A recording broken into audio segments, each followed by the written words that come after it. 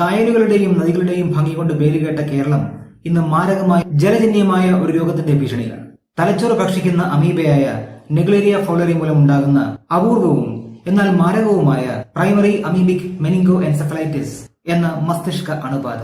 നിശബ്ദമായി പടർന്നു പിടിക്കുന്ന ഈ രോഗം കൊണ്ട് രോഗികളുടെ എണ്ണം കൂടുന്നതുകൊണ്ട് കേരളത്തിലെ ജനങ്ങൾ ഭയപ്പെട്ടിരിക്കുകയാണ്. അദൃശ്യനായ ഈ കൊലയാളി എങ്ങനെയാണ് ആക്രമിക്കുന്നതെന്നോ എന്തുകൊണ്ടാണ് ഇതിന്റെ ആക്രമണത്തെ തടയുന്നത് ഇത്രമാത്രം പ്രയാസകരമാകുന്നതെന്നോ ചുരുക്കം ചില ആൾക്കാർക്ക് മാത്രമേ അറിയുന്നുള്ളൂ. പ്രൈമറി അമീബിക് മെനിങ്കോ എൻസെഫലൈറ്റിസ് എന്ന ഈ രോഗം എന്താണ്? ഈ രോഗം ഉണ്ടാക്കുന്ന ജീവി ഏതാണ്? ശരിക്കും ഈ ജീവി തലച്ചോർ ഭക്ഷിക്കുന്നുണ്ടോ? എന്താണ് മനുഷ്യന് ഈ അസുഖം വരുത്തുന്ന ബുദ്ധിമുട്ടുകൾ? മാരകമായ ഈ രോഗവ്യാപനത്തിന്റെ പിന്നിലെ ഞെട്ടിക്കുന്ന വസ്തുതകളാണ് നമ്മൾ ഇന്ന് സംസാരിക്കുന്നത്. നമസ്കാരം, ചെറുതല്ല കാര്യത്തിന്റെ പുതിയ വീഡിയോയിലേക്ക് എല്ലാവർക്കും സ്വാഗതം. യൂക്യാരിയോട്ടുകൾ എന്ന വർഗത്തിൽപ്പെടുന്ന സ്വതന്ത്രമായി ജീവിക്കുന്ന ഒരു ഏകകോശ ജീവിയാണ് നെഗ്ലേരിയ ഫൗളറി. പെർക്കുളോസോവ എന്ന ഫൈലത്തിൽപ്പെടുന്ന ഈ ജീവിക്ക് ഇതിന്റെ ജീവിതത്തിൽ 3 രൂപങ്ങളുണ്ട്. സിസ്റ്റ്, ട്രോഫോസോവൈറ്റ്, ഫ്ലാജലേറ്റ് എന്നിവയാണ് ഈ 3 രൂപങ്ങൾ. ഇതിൽ ട്രോഫോസോവൈറ്റ് അഥവാ അമീബോയിഡ് രൂപമാണ് രോഗകാരണമാകുന്നത്. നദികൾ, തടാകങ്ങൾ, വേണ്ടത്ര രീതിയിൽ ക്ലോറിനേറ്റ് ചെയ്യാത്ത ശുദ്ധീകരിക്കാത്ത നീന്തൽക്കുളങ്ങൾ എന്നു തുടങ്ങിയുള്ള ശുദ്ധജല സ്രോതസ്സുകളാണ് ഈ ജീവിയുടെ വാസസ്ഥലമായി മാറാറുള്ളത്. സാധാരണയായി നെഗ്ലേരിയ ഫൗളറി എന്ന ഈ ജീവി പരിസ്ഥിതിയിലെ അതിജീവിക്കുന്ന ചുറ്റുപാടുകളിലെ ബാക്ടീരിയകളെയാണ് ഭക്ഷിക്കാറുള്ളത്. എന്നാൽ അമീബ കലർന്ന ജലം മൂക്കിലൂടെ മനുഷ്യ ശരീരത്തിൽ പ്രവേശിക്കുമ്പോൾ അത് അത്യപൂർവവും എന്നാൽ മാരകവുമായ ഒരു മസ്തിഷ്ക അണുബാധയ്ക്ക് കാരണമായേക്കാം.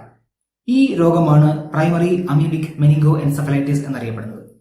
മൂക്കിന്റെ ഉള്ളിലെ ഓൾഫാക്ടറി മെംബ്രെയിനുകൾ അഥവാ ഘ്രാണസ്ഥലങ്ങൾ വഴിയാണ് നെഗ്ലേരിയ ഫൗളറി കേന്ദ്ര നാഡീവ്യൂഹത്തെ, സെൻട്രൽ നെർവസ് സിസ്റ്റത്തിനെ ബാധിക്കുന്നത്. നീന്തൽ, കുളി അല്ലെങ്കിൽ മൂക്ക് ശുദ്ധീകരിക്കൽ എന്നീ പ്രവർത്തനങ്ങളിലൂടെ മലിനമായ ജലം മൂക്കിൽ കയറുന്നതാണ് സാധാരണയായി ഇത് സംഭവിക്കുന്നത്. നമ്മൾ സ്കൂളിലും കോളേജിലുമെല്ലാം സുവോളജി ക്ലാസ്സിൽ പഠിച്ച് റെക്കോർഡ് വരയ്ക്കാൻ ഇത്രമാത്രം എളുപ്പമുള്ള ഒരു കുഞ്ഞു ജീവി, അമീബ എന്ന കുഞ്ഞു ജീവി ഇത്രമാത്രം ഭീകരനായിരുന്നു. എന്നാൽ മനസ്സിലാക്കേണ്ട ഒരു കാര്യം, ടാക്സോണമി അനുസരിച്ച്, അതായത് വർഗീകരണ ശാസ്ത്രം അനുസരിച്ച് ക്ലാസിക്കൽ അമീബയായ, നമ്മൾ വരച്ചു പഠിച്ചിട്ടുള്ള ക്ലാസിക്കൽ അമീബയായ അമീബ പ്രോട്ടിയസ് എന്ന ജീവി ഉൾപ്പെടുന്ന അമീബോസോവ എന്ന ഫൈലത്തിൽ ഉൾപ്പെടുന്നതല്ല നെഗ്ലേരിയ ഫൗളറി എന്ന നമ്മുടെ രോഗകാരിയായ ജീവി. നമ്മൾ നേരത്തെ പറഞ്ഞു, നെഗ്ലേരിയ ഫൗളറി ഉൾപ്പെടുന്ന ഫൈലത്തിന്റെ പേര് ഫൈലം പെർക്കുളോസോവ എന്നാണ്. എങ്കിൽ പിന്നെ എന്തിനാണ് നെഗ്ലേരിയ ഫൗളറി എന്ന ഈ രോഗകാരിയായ ജീവിയെ അമീബ എന്ന് വിളിക്കുന്നത്? ഈ ജീവിയുടെ രൂപഘടനയും ചലന രീതിയുമാണ് ഇതിനെ അമീബ എന്ന് വിളിക്കാൻ കാരണം. നേരത്തെ പറഞ്ഞു, നെഗ്ലേരിയ ഫൗളറിക്ക് 3 ജീവിത ഘട്ടങ്ങളുണ്ട്. അതിൽ ചലന സ്വഭാവമുള്ള ട്രോഫോസോവൈറ്റ് എന്ന ഘട്ടത്തിൽ നെഗ്ലേരിയ ഫൗളറി അമീബയെ പോലെയാണ് പെരുമാറുന്നത്. ഈ ഘട്ടത്തിൽ സ്യൂഡോപോഡിയ ഉപയോഗിച്ച് ചലിക്കുകയും ബാക്ടീരിയകളെയോ ആതിഥേയ കോശങ്ങളെയോ വിഴുങ്ങിക്കൊണ്ട് ആഹാരം സ്വീകരിക്കുകയുമാണ് ചെയ്യുന്നത്. സ്യൂഡോപോഡിയ ഉപയോഗിച്ച് ചലിക്കുന്ന ഏതൊരു ജീവിയെയും സൂചിപ്പിക്കാൻ അമീബ എന്ന ഒരു ജനറൽ നാമം ഉപയോഗിക്കുന്നു എന്ന ഒറ്റ കാരണം കൊണ്ട് മാത്രമാണ് നെഗ്ലേരിയ ഫൗളറിയെ അമീബ എന്ന് വിളിക്കുന്നത്. അല്ലാതെ ടാക്സോണമിക്കലി, വർഗീകരണ ശാസ്ത്രം അനുസരിച്ച് നമ്മൾ പഠിച്ചിട്ടുള്ള അമീബയുമായി യാതൊരു ബന്ധവുമുള്ളതല്ല നെഗ്ലേരിയ ഫൗളറി. മൂക്കിന്റെ ഉള്ളിലെ ഓൾഫാക്ടറി മെംബ്രെയിനിൽ എത്തുന്ന ഈ അമീബ, നമുക്കും അമീബ എന്ന് തന്നെ വിളിക്കാം, അമീബ അല്ലെങ്കിൽ പോലും, എങ്ങനെയാണ് തലച്ചോർ വരെ എത്തുക? ഓൾഫാക്ടറി മെംബ്രെയിനിൽ കാണപ്പെടുന്ന ഘ്രാണ നാഡികൾ, ഓൾഫാക്ടറി നെർവുകൾ വഴിയാണ്, അതിനെ പിന്തുടർന്നാണ് ഈ അമീബ തലയോട്ടിക്കുള്ളിൽ എത്തുന്നത്. നിരവധി ഓൾഫാക്ടറി നെർവുകൾ ചേർന്ന് തലയോട്ടിക്കുള്ളിൽ അല്ലെങ്കിൽ തലച്ചോറിന്റെ അടുത്തായി ഓൾഫാക്ടറി ബൾബ് എന്ന ഒരു ഭാഗം രൂപപ്പെട്ടിട്ടുണ്ട്. ഓൾഫാക്ടറി നെർവ് വഴി ഉള്ളിലേക്ക് എത്തുന്ന അമീബ ഓൾഫാക്ടറി ബൾബിൽ എത്തുകയും അവിടെ നിന്ന് തലച്ചോറിന്റെ വിവിധ ഭാഗങ്ങളിലേക്ക് വ്യാപിക്കുകയുമാണ് ചെയ്യുക. തലച്ചോറിൽ എത്തപ്പെടുന്ന നെഗ്ലേരിയ ഫൗളറി എന്ന അമീബ ട്രോഗോസൈറ്റോസിസ് എന്ന പ്രക്രിയയിലൂടെ സാവകാശം തലച്ചോർ കോശങ്ങളെ തിന്നാൻ തുടങ്ങും. ട്രോഗോസൈറ്റോസിസ് എന്നത് ഒരു കോശം മറ്റൊരു കോശത്തിൽ നിന്ന് അതിന്റെ പ്ലാസ്മ മെംബ്രെയിന്റെയും ഉപരിതല പ്രോട്ടീന്റെയും ചിലപ്പോൾ സൈറ്റോപ്ലാസത്തിന്റെയും ഭാഗങ്ങൾ അടർത്തി മാറ്റി സ്വന്തമാക്കുന്ന പ്രക്രിയയാണ്. ഇതിനെ ഒരു കോശം മറ്റൊരു കോശത്തെ നുള്ളി തിന്നുന്നത് പോലെയോ അല്ലെങ്കിൽ കടിച്ചു തിന്നുന്നത് പോലെയോ കുറിക്കുന്നത് പോലെയോ ഒക്കെ സൂചിപ്പിക്കാം. ഇതോടെ ഇത് രോഗകാരിയായി മാറുകയും പ്രൈമറി അമീബിക് മെനിങ്കോ എൻസെഫലൈറ്റിസ് അഥവാ PAM എന്ന രോഗം വരുത്തിവെക്കുകയും ചെയ്യും. പ്രൈമറി അമീബിക് മെനിങ്കോ എൻസെഫലൈറ്റിസ് സാധാരണ കണ്ടുവരുന്ന ബാക്ടീരിയൽ വൈറൽ മെനിഞ്ചൈറ്റിസിന്റെ എല്ലാ ലക്ഷണം കാണിക്കാറുണ്ട്. രോഗം ആരംഭിക്കുമ്പോൾ നിരവധി രോഗലക്ഷണങ്ങളാണ് കാണപ്പെടുക. രോഗകാരികളോട് പ്രതികരിക്കുന്നതിന്റെ ഭാഗമായി ശരീരത്തിൽ ഉൽപ്പാദിപ്പിക്കപ്പെടുന്ന സൈറ്റോകൈനുകൾ ഹൈപ്പോതലാമസിലെ താപ നിയന്ത്രണ ന്യൂറോണുകളെ ബാധിക്കുകയും അത് ശരീരത്തിന്റെ ചൂട് വർദ്ധിക്കാൻ ഇടയാകുകയും ചെയ്യും. ഇതുകൂടാതെ സൈറ്റോകൈനുകൾ പ്രോസ്റ്റാഗ്ലാൻഡിൻ E2 ഉൽപ്പാദനം വർദ്ധിപ്പിക്കുകയും അതുവഴി ശരീരത്തിന്റെ ചൂട് അമിതമായി കൂടുകയും ചെയ്യും. സൈറ്റോകൈനുകൾക്ക് പുറമെ രോഗകാരികൾ പുറത്തുവിടുന്ന എക്സോടോക്സിനുകൾ ഇൻട്രാക്രേനിയൽ പ്രഷർ കൂട്ടുന്നതിനാൽ, തലയോട്ടിക്ക് ഉള്ളിലെ പ്രഷർ കൂട്ടുന്നതിനാൽ വേദന അനുഭവപ്പെടാൻ തുടങ്ങും. ഇത്തരത്തിലുള്ള സൈറ്റോടോക്സിക് മോളിക്യൂളുകളുടെ ഉൽപ്പാദനം നെക്രോസിന് അഥവാ സെല്ലുകളുടെ നാശത്തിന് കാരണമാവും. തലച്ചോറിന്റെ സംരക്ഷണ കവചമായ മെനിഞ്ചസ് വീങ്ങുന്നതിലൂടെ അതിന് വലിവ് സംഭവിക്കുകയും അതിലൂടെ നട്ടലിന് വളവും കഴുത്തിന് വേദനയും ഉണ്ടാവുകയും ചെയ്യും. ആത്യന്തികമായി മെനിഞ്ചസ് വീങ്ങുന്നത് മൂലം ഇൻട്രാക്രേനിയൽ പ്രഷർ വർദ്ധിച്ച് തലയോട്ടിക്കുള്ളിലെ പ്രഷർ മർദ്ദം വർദ്ധിച്ച് കേന്ദ്ര നാഡീവ്യൂഹത്തെ, സെൻട്രൽ നെർവസ് സിസ്റ്റത്തിനെ തകർക്കുന്ന, നശിപ്പിക്കുന്ന അവസ്ഥയിലേക്ക് എത്താം. ഇത് രോഗി അപസ്മാര ലക്ഷണം കാണിക്കാനും ഇടയാക്കിയേക്കാം. 2025 കേരളത്തിൽ 42 primary amoebic meningo encephalitis report ചെയ്യപ്പെട്ടിട്ടുണ്ട്. അതിൽ 5 മരണങ്ങൾ ഉണ്ടാവുകയും ചെയ്തു. ഈ രോഗത്തോടുള്ള ഒരു പ്രതിരോധം എന്ന രീതിയിൽ കേരള ആരോഗ്യവകുപ്പ് നിരീക്ഷണം ശക്തമാക്കുകയും ജലശുദ്ധീകരണം പ്രോത്സാഹിപ്പിക്കുന്നതിനും പൊതുജന അവബോധം വളർത്തുന്നതിനും ജലജീവൻ എന്ന പേരിൽ ഒരു ക്യാമ്പയിൻ ആരംഭിക്കുകയും ചെയ്തിട്ടുണ്ട്. അന്റാർട്ടിക്ക ഒഴികെ ലോകത്ത് എല്ലായിടത്തും നെഗ്ലേരിയ ഫൗളറി എന്ന ഈ ജീവിയുടെ സാന്നിധ്യം കണ്ടെത്തിയിട്ടുണ്ട്. അപൂർവമാണെങ്കിലും അമേരിക്ക, ഇന്ത്യ, തെക്ക് കിഴക്കൻ ഏഷ്യ എന്നിവിടങ്ങളിൽ ഈ ജീവി കാരണമുണ്ടാകുന്ന രോഗങ്ങൾ കാര്യമായി റിപ്പോർട്ട് ചെയ്യപ്പെട്ടിട്ടുണ്ട്.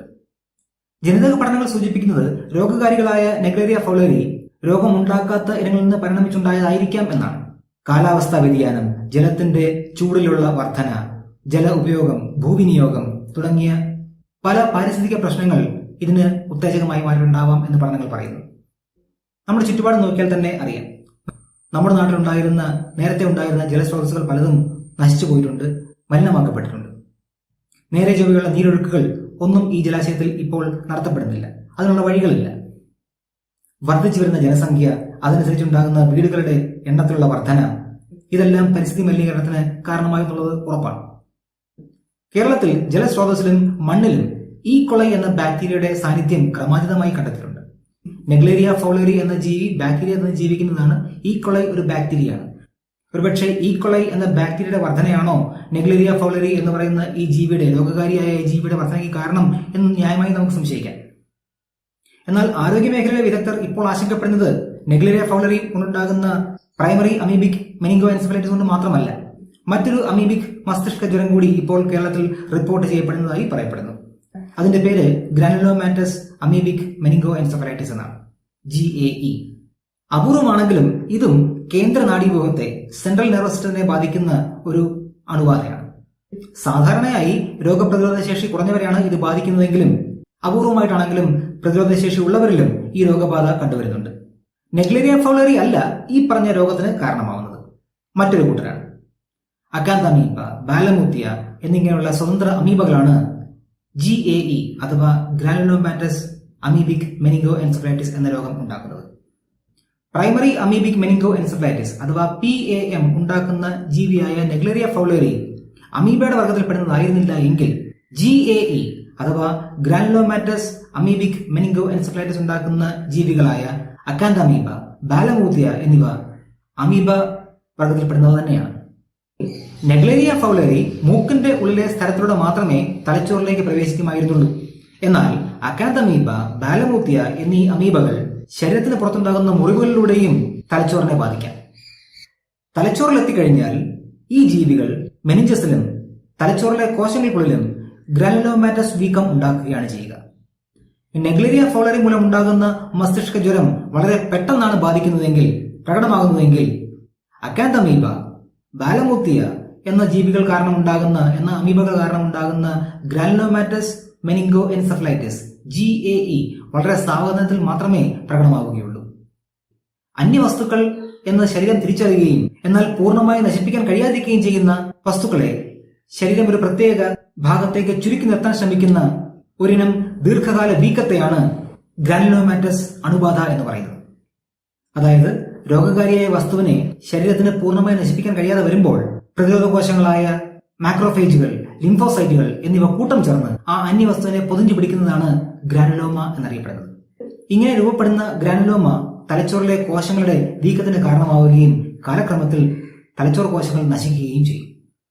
അപസ്മാരം, ചലന പ്രശ്നങ്ങൾ പോലെയുള്ള നാഡീസംബന്ധമായ തകരാറുകൾ ഉണ്ടാവുകയും ക്രമേണ തലച്ചോറിന്റെ പ്രവർത്തനം വഷളാവുകയും ചെയ്യും. അതായത് പ്രൈമറി അമീബിക് മെനിങ്കോ എൻസെഫലൈറ്റിസ് എന്ന് പറയുന്ന PAM എന്ന രോഗവും GAE എന്നറിയപ്പെടുന്ന ഗ്രാനുലോമാറ്റസ് അമീബിക് മെനിങ്കോ എൻസെഫലൈറ്റിസ് എന്ന രോഗവും രണ്ട് രീതിയിലാണ് ശരീരത്തെ ബാധിക്കുന്നത്. ആദ്യത്തേത് കോശങ്ങളെ പെട്ടെന്ന് നശിപ്പിച്ചു കളയുന്ന രീതിയിലാണെങ്കിൽ രണ്ടാമത്തേത് സാവകാശം തലച്ചോർ കോശങ്ങളെ നശിപ്പിക്കുകയാണ് ചെയ്യുക. എന്നാൽ ഈ വളരെ അടുത്ത ദിവസങ്ങളിൽ കേരളത്തിൽ നടന്ന പഠനങ്ങൾ അത്യധികം ആശങ്കയുണ്ടാക്കുന്നതാണ് എന്നാണ് ആരോഗ്യ വിദഗ്ധരുടെ അഭിപ്രായം.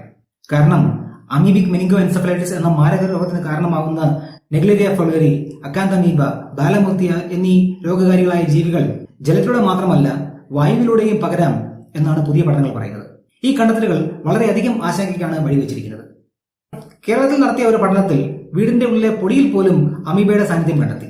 മലിനമായ ജലാശയങ്ങളോ മണ്ണോ ഇളക്കുമ്പോൾ ഈ സൂക്ഷ്മജീവികൾ വായുവിലൂടെയും പരക്കാം എന്ന് ഇത് സൂചിപ്പിക്കുന്നു. അതേസമയം വായുവിൽ അമീബയുടെ സാന്നിധ്യം ഉണ്ടെങ്കിലും ശ്വാസമെടുക്കുന്നതിലൂടെ മാത്രം രോഗം ഉണ്ടാകുന്നത് തെളിവില്ല എന്നതും ശ്രദ്ധേയമാണ്. എന്നാൽ വായുവിൽ ഉള്ള രോഗകാരികൾ വെള്ളത്തിൽ കലർന്ന് ആ വെള്ളം പിന്നീട് മൂക്കിലൂടെ ശരീരത്തിനുള്ളിലെത്തിയാൽ രോഗം വരാൻ സാധ്യതയുണ്ട് എന്നുള്ളതാണ് പ്രധാനപ്പെട്ട ആശങ്ക. ഈ ഘട്ടത്തിൽ രോഗം വരാതിരിക്കാനുള്ള ചില വ്യക്തിഗത മുൻകരുതലുകൾ നമുക്ക് സ്വീകരിക്കാവുന്നതേ ഉള്ളൂ. ഒന്നാമതായി വെള്ളം മൂക്കിൽ കയറുന്നത് ഒഴിവാക്കുക. തടാകങ്ങൾ, കുളങ്ങൾ, നദികൾ, വേണ്ടത്ര ശുചീകരിക്കാത്ത, ക്ലോറിനേറ്റ് ചെയ്യാത്ത നീന്തൽ കുളങ്ങൾ എന്നിവിടങ്ങളിൽ കുളിക്കുകയോ നീന്തുകയോ ചെയ്യുമ്പോൾ മൂക്കിലേക്ക് വെള്ളം കയറാതെ ശ്രദ്ധിക്കുക. ഇത്തരം സാഹചര്യങ്ങളിൽ നോസ് ക്ലിപ്പുകൾ ഉപയോഗിക്കുക, അല്ലെങ്കിൽ തല വെള്ളത്തിൽ താഴാതെ മുങ്ങിപ്പോകാതെ ഉയർത്തിപ്പിടിക്കുക. കഴിവതും അത്തരം കുളങ്ങളിൽ അല്ലെങ്കിൽ അത്തരം ജലസ്രോതസ്സുകളിൽ ഇറങ്ങാതിരിക്കുക എന്നുള്ളതാണ് ഏറ്റവും പ്രധാനപ്പെട്ട കാര്യം. മൂക്ക് വൃത്തിയാക്കാനായി സുരക്ഷിതമായ ജലം ഉപയോഗിക്കുക എന്നുള്ളതാണ് രണ്ടാമത്തെ കാര്യം. ഉദാഹരണത്തിന് നെറ്റി പോട്ട് ചെയ്യുമ്പോൾ പൈപ്പിലെ വെള്ളമോ ശുദ്ധീകരിക്കാത്ത ജലമോ ഉപയോഗിക്കാതിരിക്കുക. ഉറപ്പായും തിളപ്പിച്ചാറ്റിയ വെള്ളം അല്ലെങ്കിൽ ഡിസ്റ്റിൽ വാട്ടർ മാത്രം ഉപയോഗിച്ചുകൊണ്ട് മൂക്ക് വൃത്തിയാക്കാൻ ശ്രമിക്കുക. നമ്മുടെ വീട്ടിലെ ജലസ്രോതസ്സുകൾ, പ്രത്യേകിച്ച് കിണറുകൾ, ടാങ്കുകൾ എന്നിവ ശുദ്ധിയാക്കുക, ക്ലോറിനേറ്റ് ചെയ്യുക. പ്രധാനപ്പെട്ട ഒരു കാര്യം, അമീബിക് മെനിങ്കോ എൻസെഫലൈറ്റിസ് ആളുകൾ തമ്മിലോ രോഗം ബാധിച്ച ആളെ സ്പർശിക്കുന്നതിലൂടെയോ അല്ലെങ്കിൽ അയാൾ സ്പർശിച്ച ഒരു വസ്തുവിനെ സ്പർശിക്കുന്നതിലൂടെയോ പകരുകയില്ല.